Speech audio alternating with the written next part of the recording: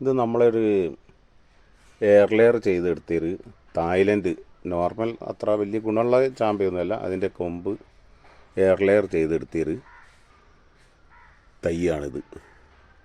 അങ്ങനെ വെച്ച് പിടിപ്പിച്ച ഇതിൻ്റെ മുകളിൽ ഗ്രാഫ്റ്റ് ചെയ്ത് പിടിപ്പിച്ചിട്ടുണ്ട്. 4 ഇനം ഗ്രാഫ്റ്റ് ചെയ്തേക്ക്. ഇതിലൊരു വൈറ്റാണിതാ, വൈറ്റ് ആണ് ഇതിൽ ഗ്രാഫ്റ്റ് ചെയ്തത്. അതുപോലെ ഇതിലിതാ ഒരു പെർപ്പിള്, ഇത് ചെയ്തിട്ട് 2 ആഴ്ച കഴിഞ്ഞിട്ടേ ഉള്ളൂ, 3-ാമത്തെ ആഴ്ചയാണത്. ഇത് ദൽഹരി ചാമ്പ, അതായത് പെർപ്പിള് ദൽഹരി ചാമ്പയാണ് ഇതിൽ ചെയ്തത്. അതുപോലെ ഇവിടെ റെഡ്, അതായത് തായ്ലൻഡ് ബെൽചാമ്പ എന്നറിയും, ചില സ്ഥലത്ത് ഇതിന് ഉമ്മർ ചാമ്പ എന്ന് പറയാറുണ്ട്. അങ്ങനെ ഇവിടെ 3 എണ്ണം. ഇതിൻ്റെ നേരെ ഓപ്പോസിറ്റായിട്ട് ഇവിടെ ഒരു കൊമ്പിൻ്റെ മുകളിൽ ഗ്രീന്, ഇത് ഗ്രീനാണ് ഇതിൽ ചെയ്തത്. അതും ഒരു തായ്ലൻഡ് ഗ്രീൻ ചാമ്പയാണ്, നല്ലൊരു ടേസ്റ്റുള്ള ചാമ്പയാണ്. അത് ഇവിടെയാണ് ഗ്രാഫ്റ്റ് ചെയ്തത്. അങ്ങനെ ഈ ഗ്രാഫ്റ്റ് ചെയ്ത് പിടിപ്പിച്ച് സ്ഥലമാണിത്. ഇതൊക്കെ വി ഗ്രാഫ്റ്റ് ചെയ്തിട്ടുണ്ട്. ഇതിലൊന്ന് മാത്രമാണ് സെഡ് ഗ്രാഫ്റ്റ് ചെയ്തത്. അതായത് ഈ വൈറ്റ്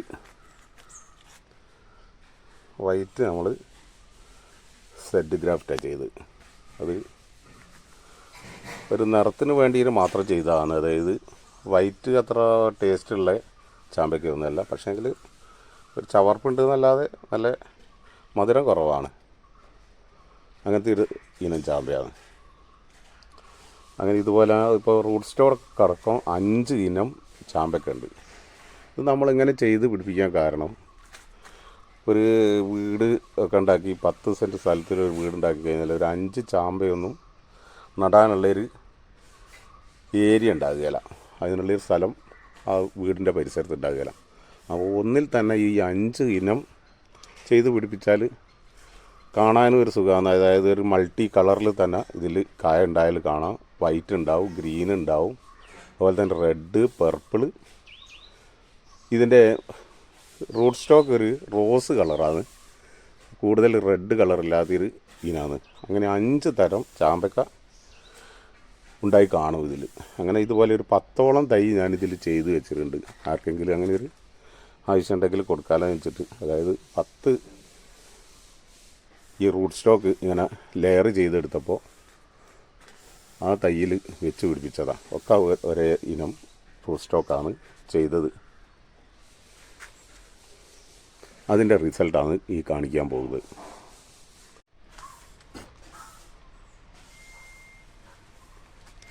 ഈ വൈറ്റിനെ നമുക്കൊന്ന് ഈ മുകളിലുള്ള പ്ലാസ്റ്റിക് ഒന്ന് റിമൂവ് ചെയ്ത് നോക്കാം. അപ്പം ഇത് നമുക്ക് എങ്ങനെ റിസൾട്ടായിട്ടുണ്ട്.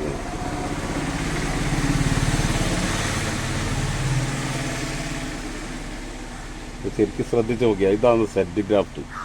ഈ സെഡ് എന്നുള്ളൊരു അടയാളം കാണാം ഇതിൻ്റെ. ശരിക്കും ഇതാ ഈ മുറിവിലേക്ക് ശരിക്കും ശ്രദ്ധിച്ചു. ഇതിന് കൂടുതൽ ഈ മുഴയൊന്നും ഉണ്ടാകുകയില്ല ഈ സെഡ് ഗ്രാഫ്റ്റ് ചെയ്ത് കഴിഞ്ഞാൽ. പിന്നെ അടുത്തത് ഇവിടെ നമ്മൾ റെഡാണ്, അതായത് റെഡ് ചാമ്പ. ഇത് തായ്ലൻഡ് റെഡ് ബെൽചാമ്പ എന്നാണ് പറയാറ്. ചില സ്ഥലങ്ങളിൽ ഇതിൽ ഉമ്മർ ചാമ്പ എന്ന് പറയും ഇതിന്. അതും കൂടി നമ്മളൊന്ന് നോക്കാം. ബെല്ല് റെഡ് ചാമ്പ എന്നാണ് ഈ പറയൽ.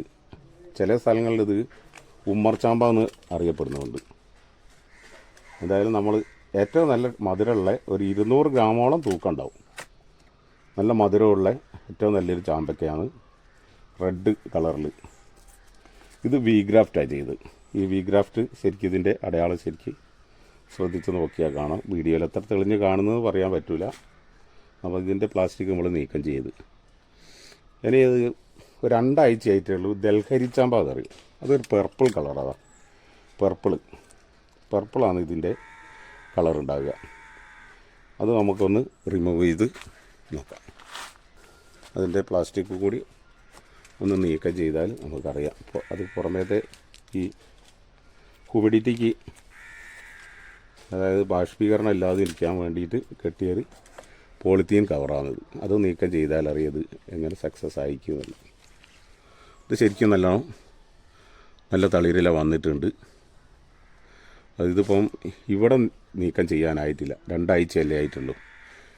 ഇതുപോലെ തന്നെ വലിയ ഇല, ഇതിനൊക്കെ വന്ന മാതിരി തന്നെ വലിയ ഇല വന്നതിന് ശേഷം മാത്രമേ അത് നീക്കം ചെയ്യാൻ പറ്റൂ. ഇത് പർപ്പിളാണ്, അത് ദൽഹരി ചാമ്പ അറിയാം. അത് ചുവപ്പ് തന്നെ, ഒരു കരിഞ്ഞ ചുവപ്പ്, അതാണ് പർപ്പിൾ എന്ന് പറയാൻ കാരണം. അടുത്തതൊരു ഗ്രീനാണ്, അതും തായ്ലൻഡ് ഗ്രീന്, നല്ല മധുരമുള്ള ചാമ്പക്കയാണ്. നല്ല ടേസ്റ്റുള്ളൊരു ചാമ്പക്കയാണ്. അതും കൂടി നമുക്കൊന്ന് അതിൻ്റെ റിസൾട്ടും കൂടി ഒന്ന് നോക്കാം.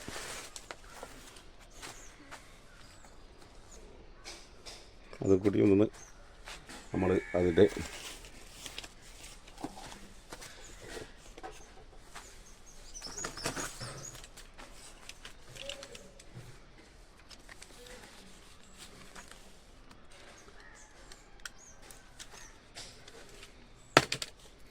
ഇതുപോലെ നമ്മൾ ഇത് ബി ഗ്രാഫ്റ്റ് തന്നെയാണ് ചെയ്ത്. ഇത് ശരിക്കും സക്സസ് ആയിരിക്കും. നന്നായിട്ട് ഇലയൊക്കെ വലുതായിട്ടുണ്ട്, നല്ല രീതിയിൽ ഇലയൊക്കെ സെറ്റായതാണിത്. ഇത്രയും വലുതായിട്ടുണ്ട്. ശരിക്കും ശ്രദ്ധിച്ചാൽ അറിയാം, ഈ വി ഗ്രാഫ്റ്റ് ശരിക്കും തെളിഞ്ഞ് കാണുന്നുണ്ട്.